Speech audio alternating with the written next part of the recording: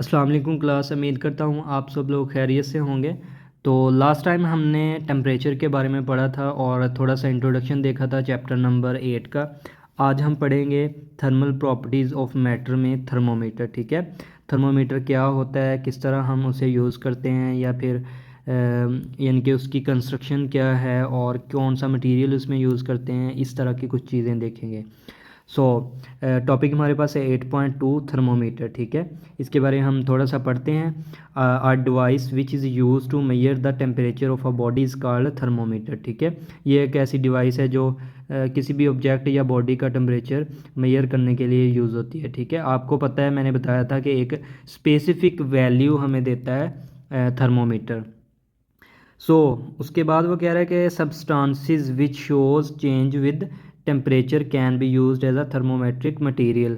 वो कह रहा है कि थर्मोमीटर में जो मटेरियल यूज़ होते हैं वो टेम्परेचर ज़्यादा या कम होने पर चेंज हो जाते हैं। ठीक है, और इसके के बाद वो कह रहा है कि liquid also expand on the heating and are suitable as thermometric material. Liquid भी वो कह रहा है कि वैसी प्रॉपर्टी रखता है कि वो भी टेम्परेचर या हीट करने पर जो एक्सपैंड हो जाता है, और हम लिक्विड को भी as a thermometric material use कर सकते हैं। ठीक है, आपको बच्चे पता है पहले जब इतनी इनोवेशन नहीं थी तो हमारे पास एक स्ट्रिप टाइप जो होता था थर्मोमीटर होता था। ठीक है, उसके बाद हमारे पास जो आम आपने भी देखा होगा थर्मोमीटर ग्लास टाइप आ गया, उसमें हमारे पास मरकरी होता है। ठीक है, उस टाइप का होता है, वो ज़बान के नीचे रख के या इस तरह बॉडी के साथ लगा के उसका बल्ब, देन हम क्या करते थे, टेम्परेचर मेजर करते होते थे, स्केलिंग उसके साथ होती है ऐसी। ठीक है, उसके बारे में हम पढ़ेंगे किस तरह वो काम करता है। उसके बाद हमारे पास अगेन ये स्कैन की तरह का भी थर्मोमीटर आ चुका है अभी। इसके बाद हम देखते हैं कि वो जो थर्मोमेट्रिक मटेरियल होते हैं उनमें कौन कौन सी प्रॉपर्टीज़ होनी चाहिए कि हम उसे एज आ थर्मोमेट्रिक मटेरियल यूज़ कर सकें। ठीक है, इसमें फ़र्स्ट हमारे पास है इट शुड बी विजिबल, यानी कि वो मटेरियल विजिबल होना चाहिए, देन हम उसे थर्मोमेट्रिक मटेरियल के तौर पर यूज़ कर सकते हैं। उसके बाद हमारे पास पॉइंट है it should have uniform thermal expansion, यानी कि वो तमाम टेम्परेचर पर यूनिफॉर्मली एक्सपैंड हो। ठीक है, कभी कम कभी ज़्यादा इस तरह ना हो, टेम्परेचर बढ़े तो वो भी same as it is uniformly expand हो। उसके बाद हमारे पास है it should have low freezing point, यानी कि वो लो फ्रीजिंग पॉइंट उस मटेरियल का होना चाहिए। ये ना हो कि टेम्परेचर 0 डिग्री पे जाए तो वो आइस में चेंज हो जाए। ठीक है, और उसका यानी कि ठंडे इलाकों में भी वो सेम एज इट इज़ वैसे ही रहना चाहिए, इसलिए उसका लो फ्रीजिंग पॉइंट होना चाहिए। उसके बाद हमारे पास है हाई बॉयलिंग पॉइंट, यानी कि अगर ज़्यादा गर्म हो तो वो बॉयल होना स्टार्ट ना हो जाए, यानी कि उसको सेम उसी यानी कि ऑफकोर्स उसने राइस तो होना है, लेकिन मसला ये है कि वो बॉयल ना होना स्टार्ट हो जाए, इसलिए हमारे पास हाई बॉइलिंग पॉइंट होना चाहिए उसका। और उसके बाद हम कह रहे हैं कि it should not wet glass, यानी कि वो ग्लास को गीला ना करे। और it should a good conductor, sorry for that, it should be a good conductor of heat, यानी कि वो हीट की कंडक्शन करता हो। ठीक है, हीट का कंडक्टर हो, ऑफ कोर्स उसमें से हीट पास होगी, कंडक्ट होगी, देन ही वो एक्सपैंड होगा और देन ही हमें मेजरमेंट्स बताएगा कि कितना टेम्परेचर हो चुका है। उसके बाद it should have a small specific heat capacity. इस पॉइंट के बारे में हम एक दो टॉपिक आगे पढ़ेंगे, उसके बारे में डिटेल में इंफॉर्मेशन आपको मिलेगी। ठीक है, और इसके बाद हम देखते हैं कि लिक्विड इन ग्लास थर्मोमीटर, जिस तरह हमने देखा कि हमारे पास लिक्विड भी यूज़ किया जा सकता है थर्मोमीटर में, तो हम देखते हैं कि किस तरह यह काम करता है। ठीक है, it has bulb with long capillary tube. ठीक है, हमारे पास बल्ब साथ लगा होता है और लॉन्ग कैपिलरी ट्यूब होती है। उसके बाद हमारे पास है कि a suitable liquid is filled in the bulb, जो हमने लिक्विड सूटेबल सेलेक्ट किया जिसमें ये तमाम प्रॉपर्टीज़ हैं वो उसमें हमने फ़िल कर दिया, और उसे हमने कह दिया कि कोई भी सूटेबल हमारे पास मटेरियल है वो हमने कैपिलरी ट्यूब में या बल्ब में फ़िल कर दिया है। When the bulb contacts with the hot body. ठीक है, यानी कि बल्ब जब कांटेक्ट करेगा, जुड़ेगा, आपको पता मैंने बताया था कि कांटेक्ट, थर्मल कांटेक्ट क्या होता है। तो उसी तरह जब बल्ब किसी भी बॉडी के साथ कांटेक्ट में आएगा, सपोज दैट ये हमारे पास कोई भी इंसान है। ठीक है, तो इसका टेम्परेचर हाई है और हमने एक थर्मामीटर यूज़ किया, और वो थर्मामीटर हमने उसके हाथ पे लगाया यहाँ पे। ठीक है, और उसका हाथ काफ़ी गर्म है, तो क्या हुआ, यहाँ पे क्या क्रिएट होगा, थर्मल कांटेक्ट।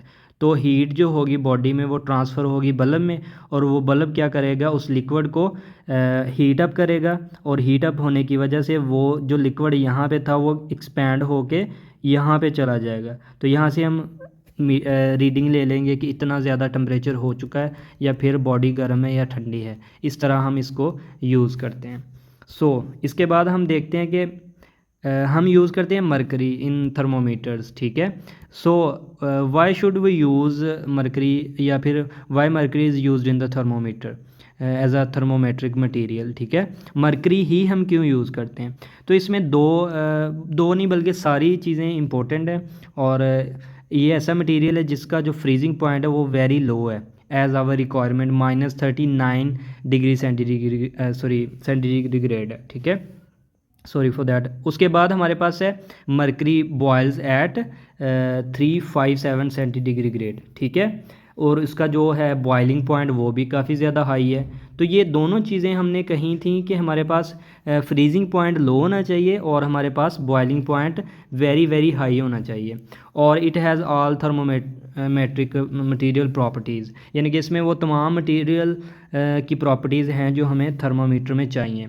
उसके बाद हम देख रहे हैं कि ये इम्पोर्टेंट चीज़ है हमारे पास, it normally used in the range from -10 centigrade to 150 centigrade, ठीक है।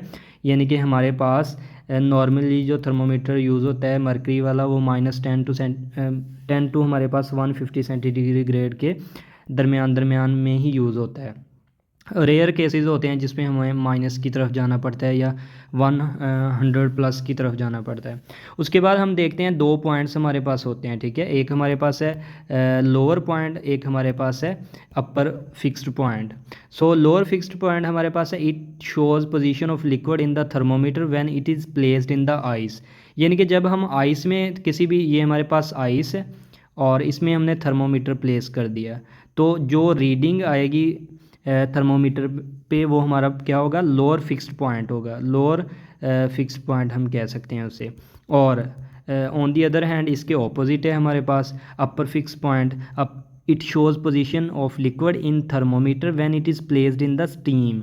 वो कह रहा है कि हमने किसी लिक्विड को बॉयल किया और उसकी बन गई स्टीम, ठीक है। उसमें हमने जो है ये हमारे पास वेपर्स हैं काफ़ी सारे उसके स्टीम के, उसके लिक्विड के, उसमें हमने क्या किया, थर्मोमीटर प्लेस कर दिया। तो इसका टेम्परेचर जो हो जाएगा एक्सपेंड हो जाएगा, और जो हमारे पास पॉइंट आएगा टेम्परेचर शो करवाएगा वो हमारे पास कितना होगा, वो क्या होगा, वो अपर फिक्स पॉइंट होगा, ठीक है। कितना होगा वो डिपेंड करता है मटेरियल पे। सपोज दैट हम वाटर का अगर लेते हैं तो 0 सेंटीग्रेड जो होता है वाटर का फ्रीजिंग पॉइंट होता है, यानी कि यहाँ पे वो फ्रीज़ हो जाता है। और 100 हम हाईएस्ट लेते हैं कि यहाँ पे जाके वो हमारे पास बॉयल हो जाता है। उसके बाद हम बच्चे देखते हैं कि स्केलिंग किस तरह टेम्परेचर की जाती है। वो हम 3 पैरामीटर्स में कर सकते हैं। फर्स्ट पैरामीटर हमारे पास सेल्सियस स्केल या सेंटीग्रेड स्केल, ठीक है। उसके बाद हम देखते हैं कि फ़ारेनहाइट में भी की सकती है। उसके बाद हमारे पास केल्विन स्केल है। सेंटीग्रेड या फिर हमारे पास सेल्सियस जो है, इसमें हम लोग जो 100 इंटरवल लेते हैं, ठीक है। मेजरमेंट्स के ड्यूरिंग हमारे पास स्केल की 100 इंटरवल या 100 पार्ट्स होते हैं। इसका हमारे पास लोअर जो या फिर लोएस्ट या लोअर जो फिक्स्ड पॉइंट होता है वो 0 सेंटीग्रेड होता है, और जो हमारे पास अपर पॉइंट होता है, फिक्स्ड पॉइंट होता है, वो 100 सेंटीग्रेड होता है। और फ़ारेनहाइट में लें तो हम जो लोअर पॉइंट होता है वो हमारे पास 3 फ़ारेनहाइट, और अपर जो हमारे पास है 212 फ़ारेनहाइट होता है। इसके बाद हम अगर केल्विन में देखें तो उसमें भी 100 इंटरवल्स होते हैं। फ़ारेनहाइट में जस्ट 180 होते हैं, ठीक है। और 100 इंटरवल्स हैं, तो लोअर हमारे पास जो फिक्स पॉइंट है वो 273 केल्विन है, और अपर फिक्स पॉइंट जो है वो हमारे पास है 373 केल्विन है। 100 का डिफरेंस है।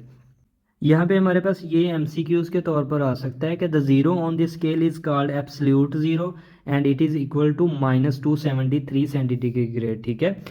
0 केल्विन हमारे पास -273 सेंटीग्रेड के इक्वल होता है, और इसे हम एब्सोल्यूट ज़ीरो भी कह सकते हैं। ये हमारे पास एज MCQs आ सकता है।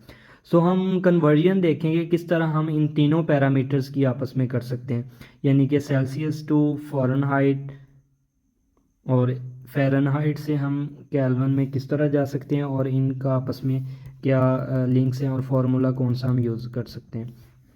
सो सेल्सियस टू केल्विन हम फार्मूला यूज़ करते हैं, temperature in Kelvin is equal to 273 plus Celsius, और Celsius to sorry Kelvin to Celsius हमने जाना हो तो Celsius is equal to temperature in Kelvin minus 273 आ जाएगा। ऐसे ही है बच्चों।